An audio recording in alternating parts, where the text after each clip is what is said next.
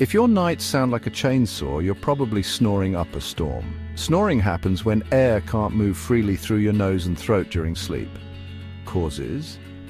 It could be anything from allergies and nasal congestion to being overweight or even sleeping positions. But don't worry, there are simple fixes. Try sleeping on your side, using nasal strips, or even getting a humidifier. Cutting down on alcohol and smoking can help too.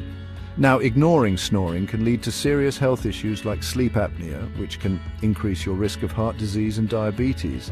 Plus, think of all the money you could save on doctor visits and treatments.